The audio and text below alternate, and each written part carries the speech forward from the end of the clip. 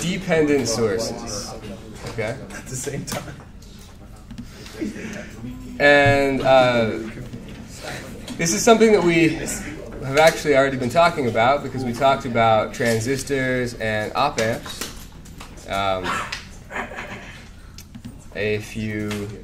guess Monday.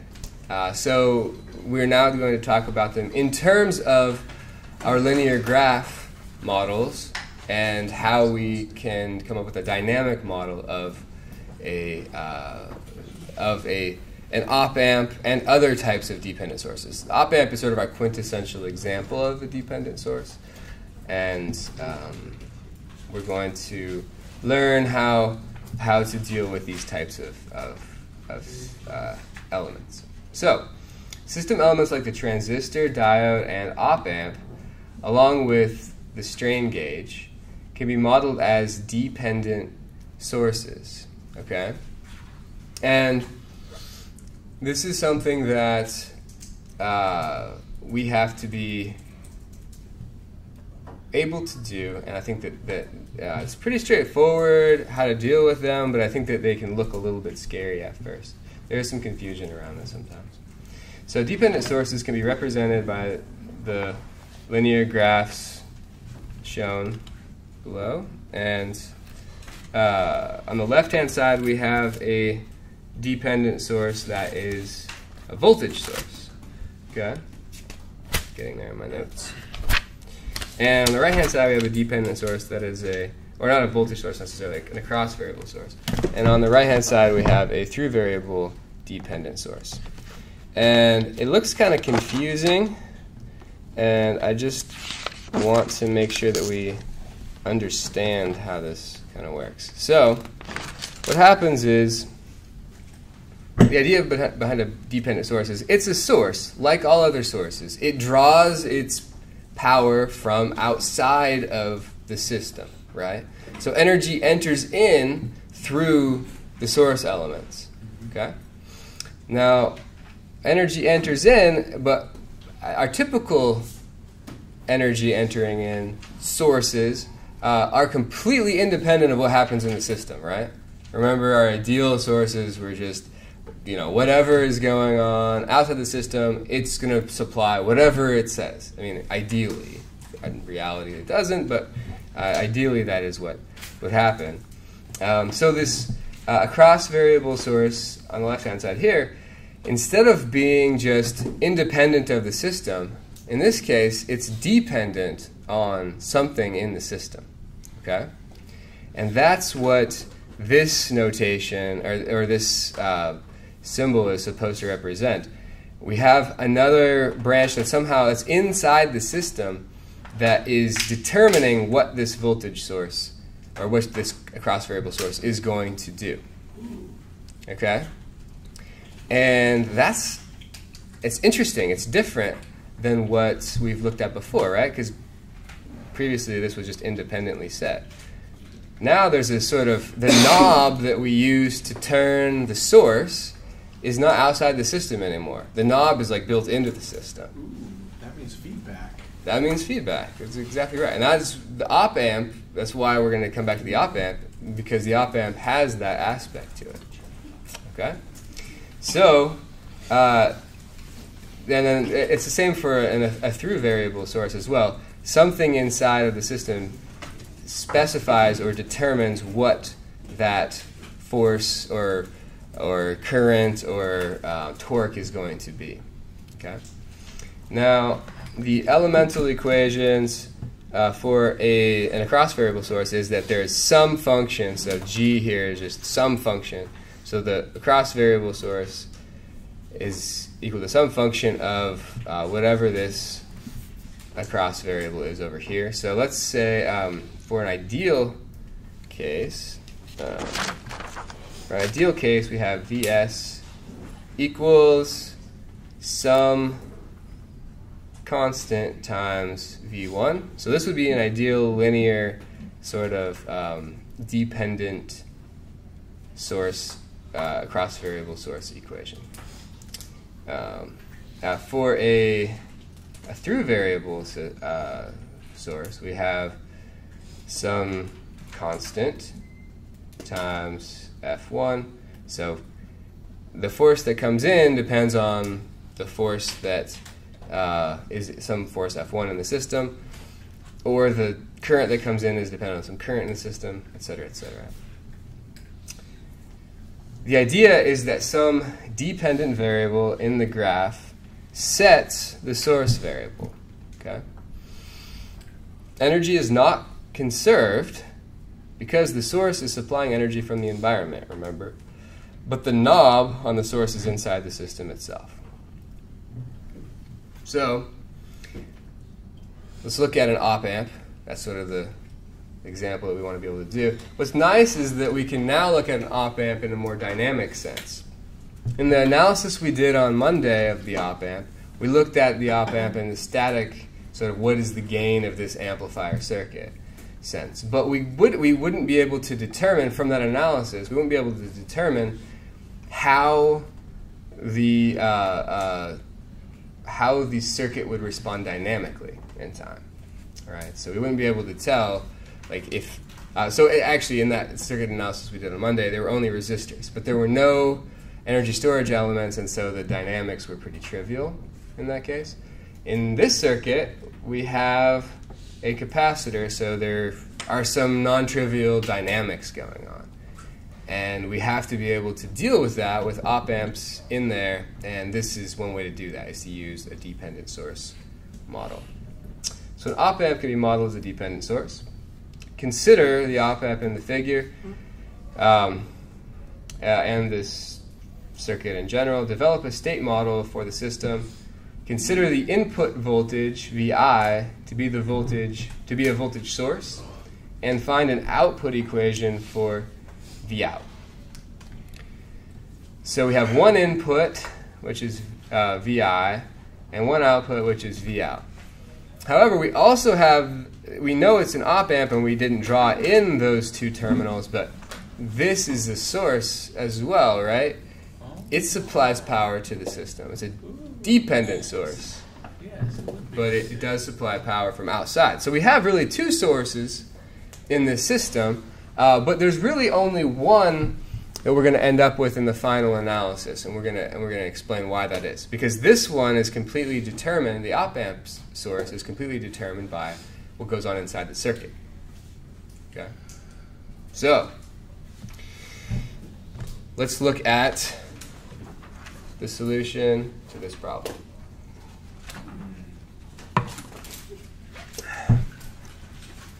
Getting a little parched. Among other things. All right, so linear graph and normal tree. We're going to just use the same rules. We don't have to really change much of anything. So use the same rules. Let's draw the linear graph first, and then we'll do the normal tree. So we're going to have ground, right? Ground. And we're going to have, how many other nodes? There's one there. 1, 2, 3. Yeah? That makes sense? 3 and then ground? Okay. So our voltage source in, that's pretty straightforward. We should do our sign convention. We didn't do that. Our voltage source, let's say, I didn't draw it into this, but typically this is going to be the plus terminal of the voltage source in. This is going to be the minus source, minus side. Let's assume current flows and voltage drops that way. Current flows and voltage drops that way. And I think that's all we need to specify. Okay. So that means that our Vin voltage source is down towards ground. And we have also a resistor that connects this node to this node. So that goes this way. We have to draw our arrow consistent with the voltage drop and current flow assumption direction. That's our resistor. And then our capacitor is going to go from this node to this node, right? Capacitor. And we have this voltage out. So Reference to ground, right? it's referenced to ground, but notice that this voltage out is what's specified by the output of the op amp, right? So this is another source over here. It just happens to be a dependent source, the out. Okay, it's a dependent source. And we have, okay. Now, there is no direct connection, so this is the minus terminal here, the inverting terminal of the side of the op amp. Let's put V minus there, label it. And this down here is V plus, right? So we don't have the element in here. What specifies what this V out is? That'd be the op amp, right? The op amp specifies it, and the equation that we derived for it, I put it on the next page for reference, is that the output voltage is some constant, op amp constant, times V plus minus V minus. So what is really specifying the V out is the difference between V plus and V minus. And so what we're going to do is we're going to draw in this op amp as an element here, but we're going to do so with the understanding that it is not going to really flow current through this. Okay. But it is this drop across here is what specifies this output, right? And so that's what we're going to use this. So we're going to go up here. We're looking for, we have a dependent source, we're looking for which drop it is, or which current it is that specifies what the dependent source is going to supply. And in this case, it's going to be this drop from V minus to V plus, and we can draw in our little dependent source symbol, which is that dashed line with an arrow, and we'll label this with K. That's the op amp constant. Okay? Okay. That is the linear graph for the system. So we use the same rules. Okay, nothing changes with getting the linear graph. Yeah, Gabe. Just a little confused about the intuition of how we are drawing the op amp into our diagram. Yeah, it is a little confusing, right? We are drawing. We aren't really explicitly drawing it in, is what comes down to. We are kind of drawing it in when we draw in this voltage source, this dependent source here. Okay, and how do we know that we're supposed to recognize V out as a source? It's because there's an op amp. Whenever you have an op amp output, that output terminal is going to be a dependent source element. So we have to draw in this source, V out, but we have to also recognize that it's a dependent source. Okay. And that dependence is based on what the voltage difference is between V plus and V minus. Okay, and V plus is at ground? And V plus is at ground. Because we connected the plus terminal, the non-inverting terminal of the op amp to ground. Okay. Okay? So that's pretty key. What we're essentially doing here, I mean, we're representing these equations in a graph, right? And it's not perfect. I would say that the most confusing aspect of this, most of the time it's helpful, But in this case, with the dependent sources, I think it's a little bit confusing. This is like this kind of the standard way to go with it. I have in my mind that maybe one day I'm going to change the way that we do this and just draw in the source part and then like give it like some special, like, I don't know, squiggle or something so that we know it's dependent and leave out this other notation, this other stuff. Put a box around it instead of a circle. Yeah, something like that. Something like I would. So we don't want to get too confused here.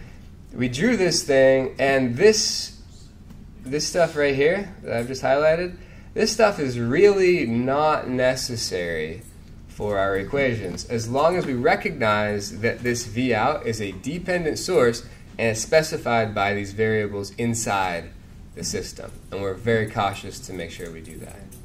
So Make it a different color.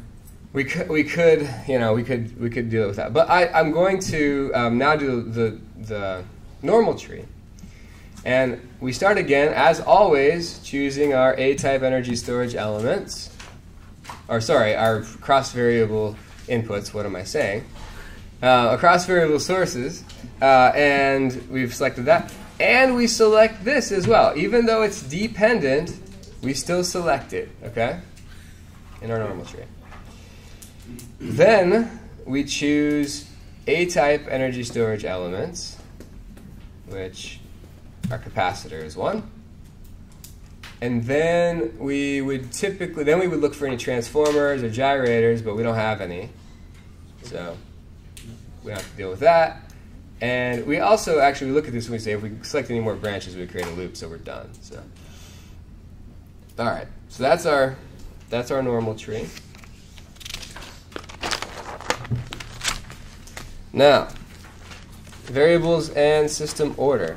Primary variables, as usual, they're going to be across variables on branches in the normal tree. So VI, comma VO, comma IR, comma VC, and so through variable on branches, cross variable on through variable on twigs, cross variable on branches.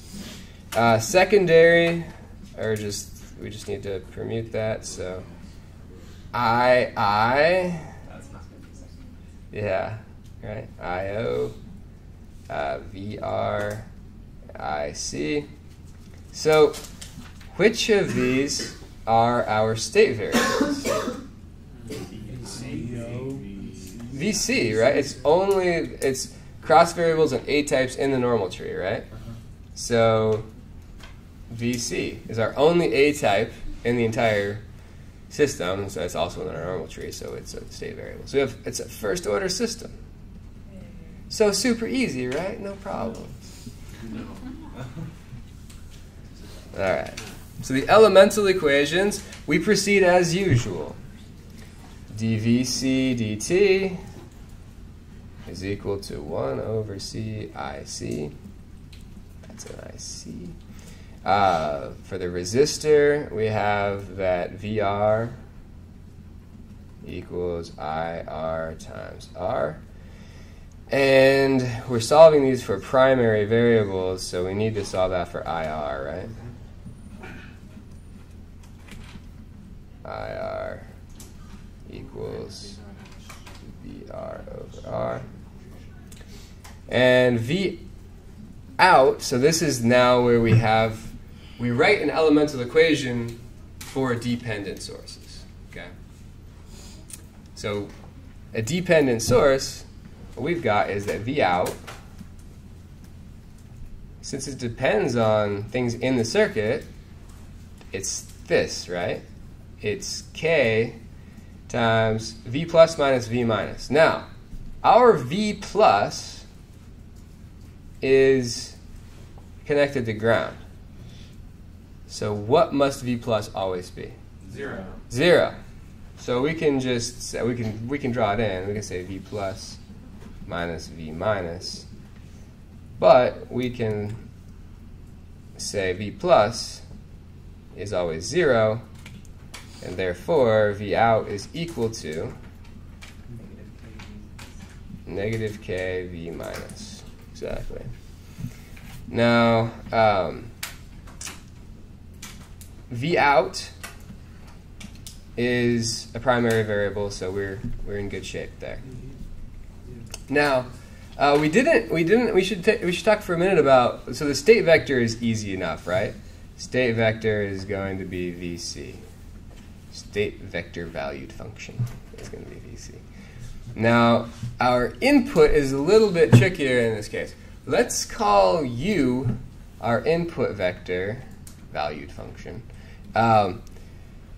Let's say it's always a column vector of all of our inputs, right? We have technically two inputs in this, although one of them we're going to be able to write this elemental equation for, so it's not a true input, it's a dependent source input. So we're going to be able to extract it from this input. So what we can do is we can start off by saying, okay, our sources are VI, their true input, and then V out, the op-amp output for now.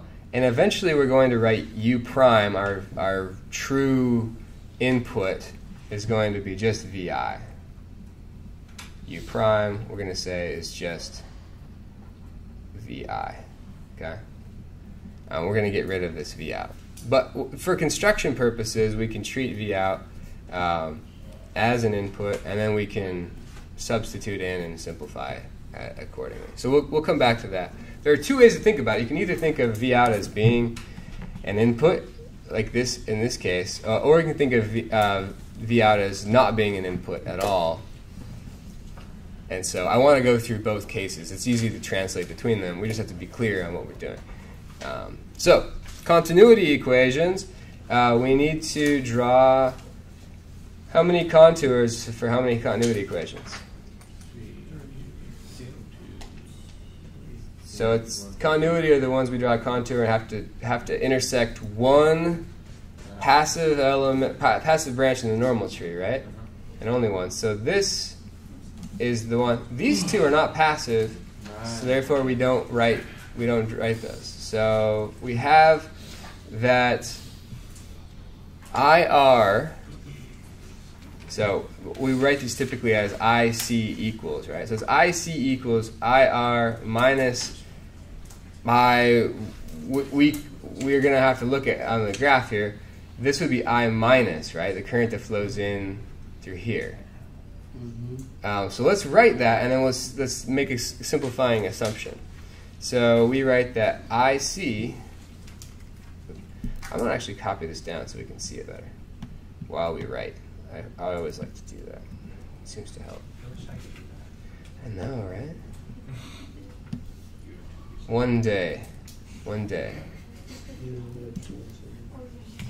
Once you have trained, you'll be able to do this. Yes. Yeah. So V naught is considered passive for the element, so if it's in the elemental equations, but then it's not considered passive for continuity. So it's considered to be, we need to write an elemental equation for it because we do know what V out is based on values of values inside the circuit. Okay, so that's why we can write an elemental equation for it. For continuity purposes, we don't need to intersect it because it is not a passive element. It is active. It is providing a real power from outside the circuit. So we can't treat it as being passive. It is truly active, even though how it's active is specified from inside the circuit. So it's one of these sort of hybrid elements where it's specified from inside, but it does pull power from outside. So our continuity equation, like I said, is going to be IC equals IR minus I minus, right? And you may recall that one of the things that we said about op amps is that they draw very little current from its two differential inputs here, okay? And so we can say for our purposes, that this is going to be 0. Okay? It's not perfect assumption, but it's a pretty good assumption for most cases. All right? So we have IC equals IR. Compatibility equations can be found by simply writing in, replacing this passive element in. Now, like I told you, this is there to just, for graphical purposes, to show us that this voltage drop here is what specifies V out. That's why I drew this in. It's not a real element in the circuit, right? There's no real element there, so we don't have to write a compatibility equation for that. We are going to write some constraint equations for it, though, and that's one way to help us remember to do so, is to draw that in. So let's write our compatibility equation by replacing our element VR into the circuit, and we find that VR is equal to VI, so VR is equal to VI, and then it's going to be minus V out, and it's going to be minus VC. So why did you choose that direction for the loop? I just chose it because whenever I do, I write them so that I always have the secondary variable on the left-hand side to start.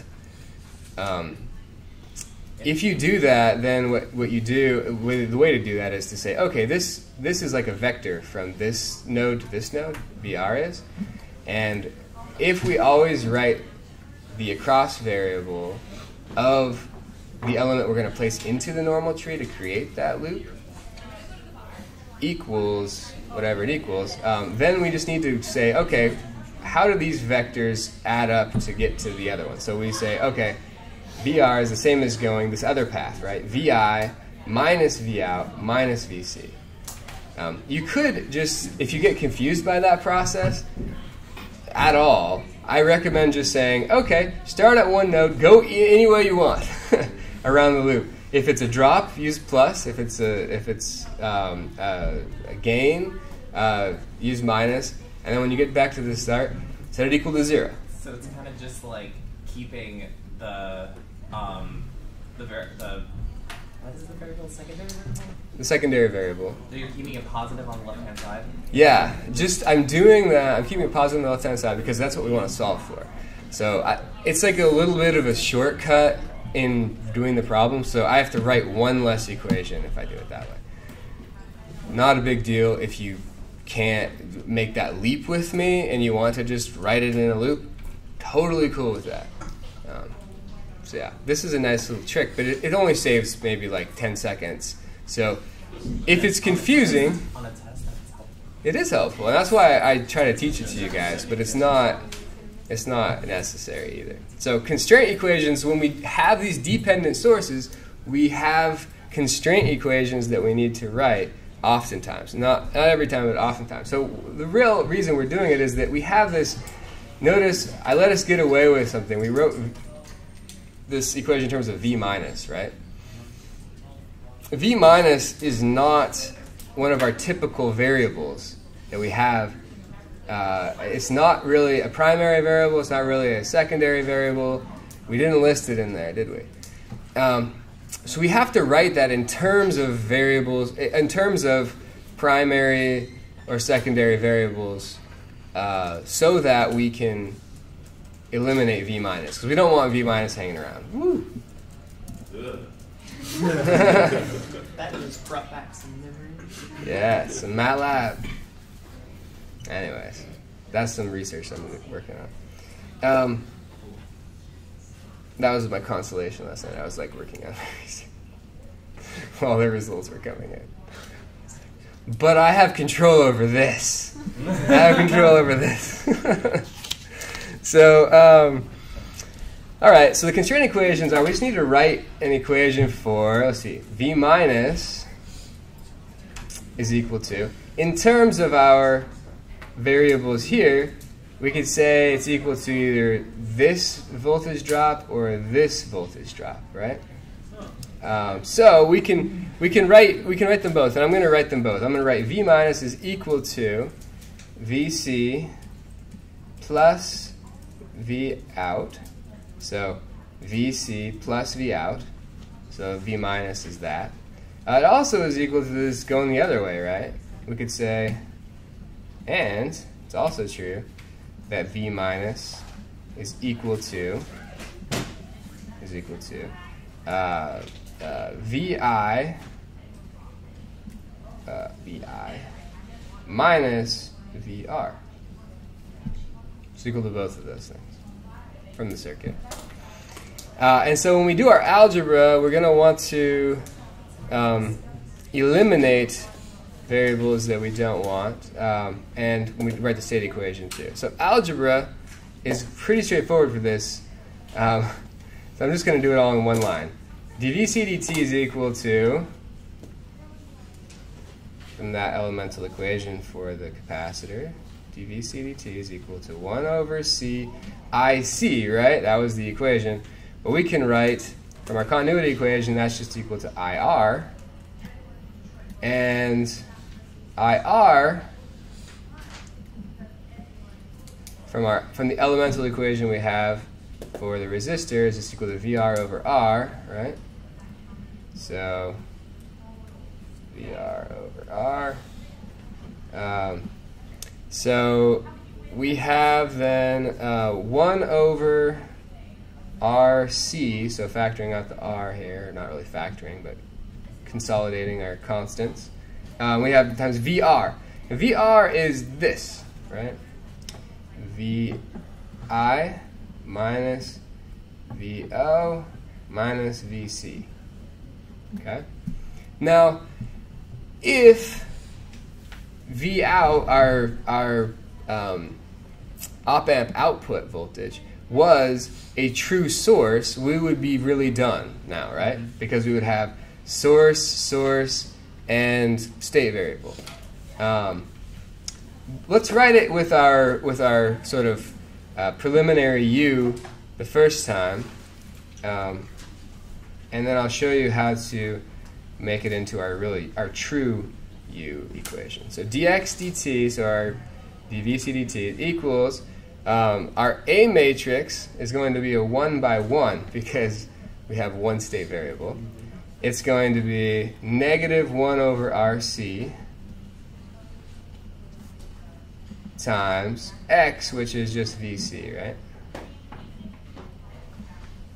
Plus our B matrix, which, because we wrote it, we're going to write our initial B matrix to be a 1 by 2 because we're saying that our U input is V in and the output voltage of the op-amp. And so in this first pass, this is 1 over RC, and this is negative 1 over RC, right? So that's just if we just rewrote this equation in terms of state form. But what we really want is something else. We want to write V out in terms of our state variables. Now, I'm going to do something that, for the sake of, is it really 10:51? Yep. What? It just can't. Okay. I know, like we got to talk about feelings today. Tell you what I'll do, because we don't have class on Friday. I'll go back and there's just like a couple more steps and this problem is done. So I'll go finish this and upload it so you guys have the rest of this before the weekend. Okay. Does that sound good? Wait, are you also going to have like a little study guide for the test on Friday?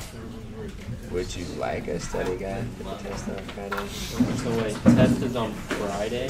Next Friday.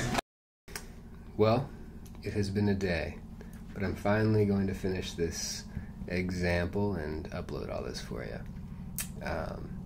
So we were almost done. We had written our state equation like this with our sort of pseudo input vector U here, but we know the output of the op-amp is actually not an independent source variable. It's a dependent source variable, and therefore we can eliminate it from the input vector, and we can include it in terms of VI, the true input, and VC, our state variable. Since we're going to be solving for Vout anyway, because that's what I asked for in the question, I wanted us to find what the output voltage is. So we want to know what the output voltage is. We already have to solve for that in terms of the state and output variable, which is what step 9 is going to be, the output equation. So we're kind of doing this a little bit out of order, just because of the specific output that's required. So I could, at this point, just solve for what Vout is, but I'm going to choose to do it as part of part 9 here, the output equation. So I can write that Y is equal to V out, right? And we need to write that in terms of variables that we know. So we can say that V out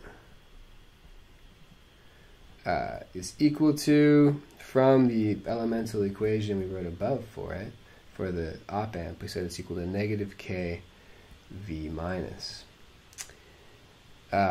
We wrote a constraint equation right here, so I'll raise this up so we can see it. Constraint equation, V minus, well, actually 2 constraint equations for V minus. So let's use the one on the left and say that this is equal to negative K times VC plus V out. I chose that because VR is not a state variable or an input, and so that didn't really help us to substitute in that. In this, this other equation here has VC and V out. VC is our state variable, and V out is the variable we're trying to solve for. So we're going to have it on both sides of the equation now. So let's go ahead and solve this for V out by getting V out on the same side, and that comes out to be V out equals negative K divided by 1 plus K. All that is multiplied by VC, and we have our solution because VC is our state variable. So I'm going to take this and use it to finish off part 8 before we use it to finish off part 9. So let's take V out and plug it in there for that V out. Doing a little bit of rearranging, we can say that our new A matrix, which is just a 1 by 1, notice that V out can be written in terms of VC. VC is our state variable, so this term that was multiplying negative 1 over RC times V out can be pulled into this expression. So what we have left is negative 1 over RC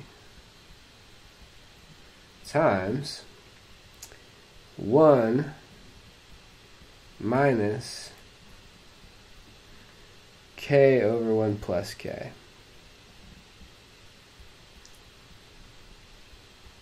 This can be actually simplified a little bit, but I wrote it in a sort of expanded form that you would get if you went through the algebra in detail, just so that you guys can kind of see the steps that are required. I'm not going to do the final simplifying step, but it's good to do so. So that's our A matrix. It's kind of complex. This is just one term.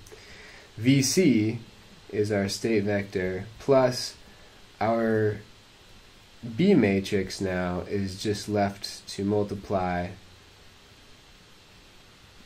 our true input V in, which we called this U prime earlier when we talked about it, and this is our true B matrix. So if we called this B, this might be called B prime, just for notational convenience. And what's left is just the 1 over RC. multiplying VI. So that's our better form of the state equation. Technically this kind of works, but it ignores the fact that V out is a dependent source, and so it's not quite a full expression of our knowledge. In order to truly express this as a state equation, we should write it in this form here. This is the form that we want.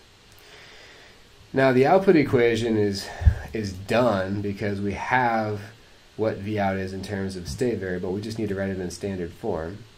So y is equal to Cx plus du.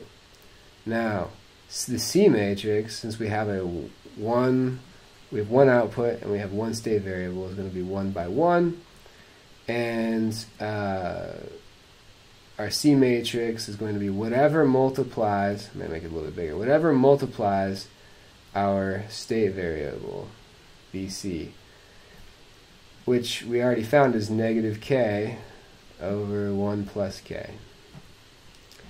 Plus, our D matrix also has to be 1 by 1, one output, and we have one input. This is our true input, U prime.